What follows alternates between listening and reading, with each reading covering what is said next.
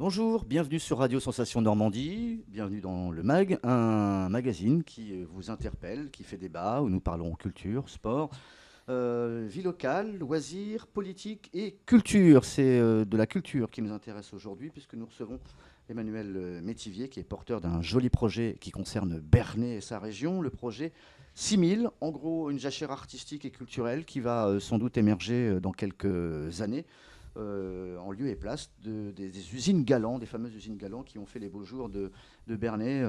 On en parlera du reste aussi dans nos prochaines éditions avec le patrimoine industriel. Alors Emmanuel, bonjour. Bonjour. Projet 6000, c'est un peu difficile d'expliquer ça lorsqu'on n'est pas du secteur et en plus qu'on n'est pas de Bernay. Si on fait un raccourci, il y a des friches industrielles, des usines qui sont inhabitées, inoccupées, et on voudrait en fait que l'art dans toutes ses formes y rentre, c'est un peu ça. Oui, en fait, c'est ça. En gros, sur les friches, on va dire, qui sont devenus des lieux industriels, on a à peu près 20-25 ans de recul maintenant, avec des expériences comme essentiellement la Belle de Mai à Marseille, mais il y a aussi la laiterie à Mulhouse. Enfin, on pourrait multiplier les exemples. Donc, on a un recul suffisant pour savoir que ça fonctionne bien. C'est une bonne idée de rénovation des lieux industriels où on sait que malheureusement, ça va être compliqué de réinstaller de l'industrie. Donc, on va plutôt installer des activités qui sont, elles aussi, génératrices de moyens pour le territoire, assez importants, qui ont un gros avantage, c'est qu'elles ne sont pas délocalisables, contrairement à l'industrie. Donc c'est un moyen de redynamiser un tissu économique assez important. Alors, il existait cela dans les années 1900-1930, ce qu'on est en plein dans la période impressionniste, sur Paris, à Montparnasse, où les peintres, les sculpteurs, les poètes se rencontraient dans une espèce de ruche, en fait. Et là, c'est plusieurs corps de métier que vous avez déjà en tête, parce que pour l'instant, c'est un projet.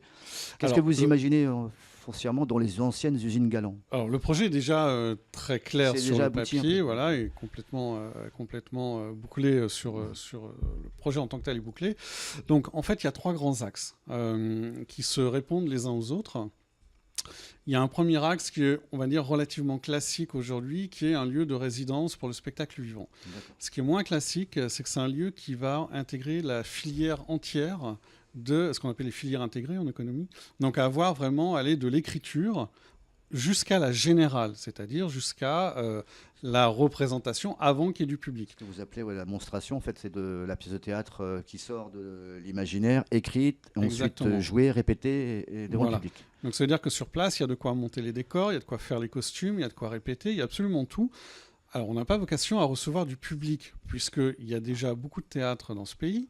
Il y a notamment ici en plus le théâtre Édith Piaf qui va être rénové, donc ça serait complètement absurde de faire un deuxième lieu de un lieu de résidence peut-être. Donc c'est un lieu de travail. Voilà, c'est une usine. On reste une usine en fait, assez terre à terre. Donc vraiment un lieu de travail avec ce côté entier, comme je disais. Donc l'écriture, c'est à peu près 3 résidences.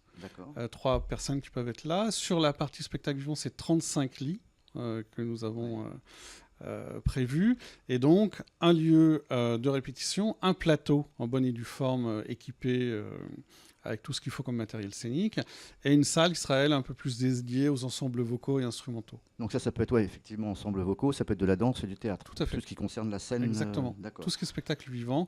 Et on prévoit aussi d'avoir un atelier d'incrustation.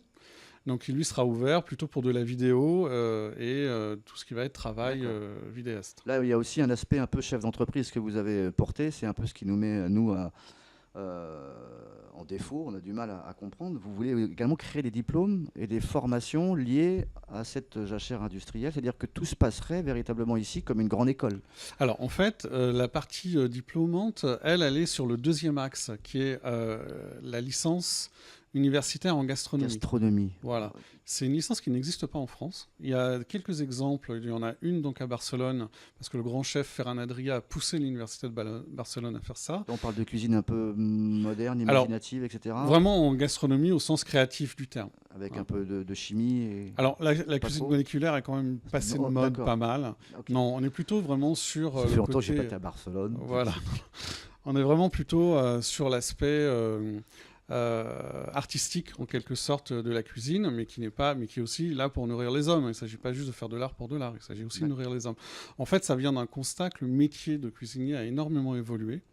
Pendant très longtemps, c'était pas un choix. On prenait un coup de pied dans les fesses à 14 ans et on se retrouvait en cuisine. Ce qui fait qu'encore aujourd'hui, à 5 ans, si on prend une génération de cuisiniers, à 5 ans, il y en a 80% qui sont partis faire autre chose. Donc c'est quand même un échec. D'accord.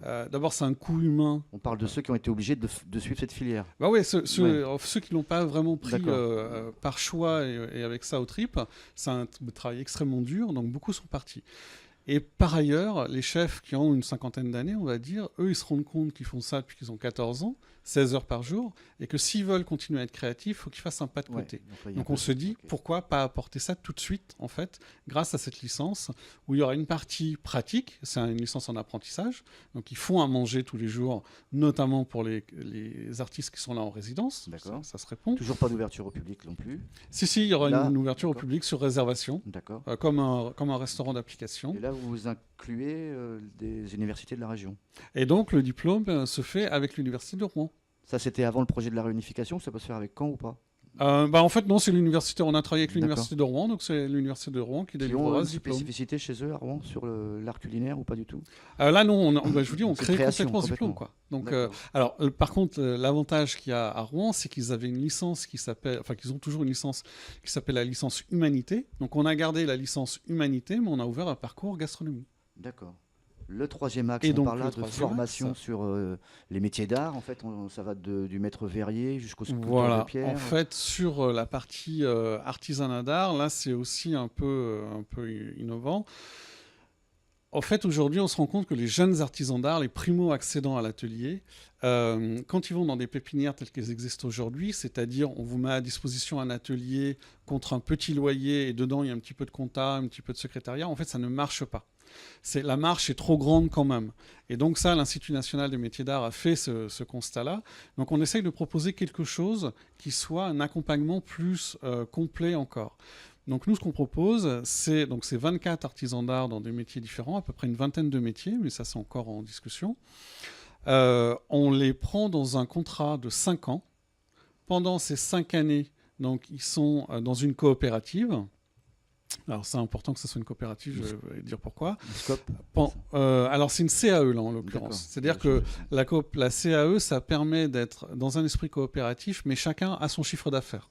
Les artisans sont par nature des indépendants. Donc là, l'idée c'est de cumuler à la fois l'indépendance et les avantages de la coopérative. Et ça, la CAE pour ça est parfaite. Aidée par la Chambre des métiers. La Chambre des métiers, donc l'idée c'est qu'elle intervienne pour les former en gestion, pour en faire des bons patrons, des futurs TPE qui vont ouvrir. Et il y a en interne un directeur commercial qui les aide à trouver leur créneau de vente, qui les aide à répondre ensemble à des appels d'offres publics ou à des appels d'offres privés. Enfin bref, qui va les aider à développer leur activité sur les 5 ans. Alors, donc Emmanuel, au bout de 5 ans... On est un peu pris par le temps, on va aller directement à des choses qui fâchent. Tout ça, c'est un truc hyper... c'est l'imagination, ça déborde, c'est un rêve magnifique, c'est un peu un Beaubourg à Berner, mais multiplié par 1000, mais il faut de l'argent pour tout ça, c'est un truc énorme. Alors en fait, là où est-ce que vous allez taper pour... Alors sur la partie, en fait, ce qui est important, c'est la partie investissement. La partie fonctionnement, j'y viendrai après, mais c'est justement tout l'intérêt de ce projet, c'est de démontrer qu'on peut avoir un minimum, en fait, de demandes sur le fonctionnement. Sur la partie investissement, là, on est plutôt dans ce qu'on appelle aujourd'hui les collectivités stratèges, donc elles investissent pour faire du développement économique.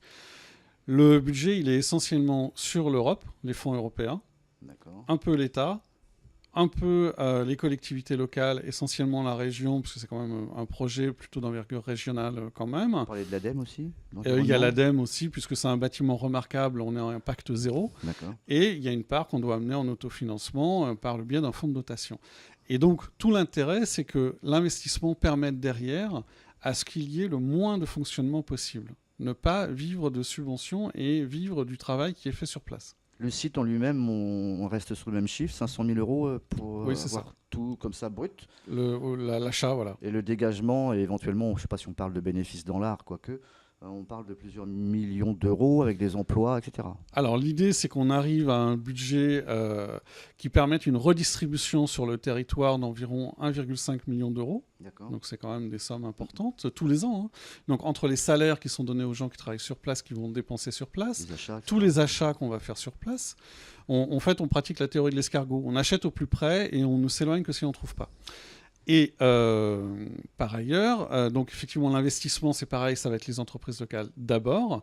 Et donc, ça fait quand même un apport en économie extrêmement important pour le territoire. Et c'est à peu près 94 emplois créés. D'accord. Ce qui est non négligeable quand même. Et on ouvre une parenthèse très courte, puisque le temps nous est repris. Autofinancement de tout ce qui est dépenses énergétiques, hydroélectriques, etc. Exactement. L'idée, c'est que ça dégage de l'argent aussi. Alors en fait, ça va dans les deux sens. D'un D'accord. côté, ça permet de pas en dépenser. L'hydroélectrique nous permet de faire l'économie des fluides. On n'a pas acheté l'électricité, on la produit D'accord. nous-mêmes. Le photovoltaïque, là, on le vend et c'est du cash D'accord. qui rentre dans la pépinière d'artisans d'art. Juste avant de se quitter, rapidement, en quelques secondes, on en est où du projet, là, maintenant? Donc là, Rendez-vous maintenant, prochainement. on a eu une réunion avec la région il y a une dizaine de jours. Je revois la région à la fin du mois, ainsi que M. Bonamy, et je vois le département la semaine prochaine. D'accord. Donc ça va nous permettre de savoir si le tour de table, on y va Ok. ou on n'y va pas, tout simplement. Et au pire des cas, ou au mieux des cas pour vous, ça serait inauguration ou vernissage quand? Le meilleur des cas, c'est il y a 2 ans de travaux, donc Ok. pour la rentrée 2019, pardon, 19, ouais. ça serait formidable. Ok, super. Emmanuel, merci de nous Merci à avoir vous. parlé de ce beau rêve, en tout cas, sur Bernay. On y reviendra très prochainement avec notre équipe. Au revoir.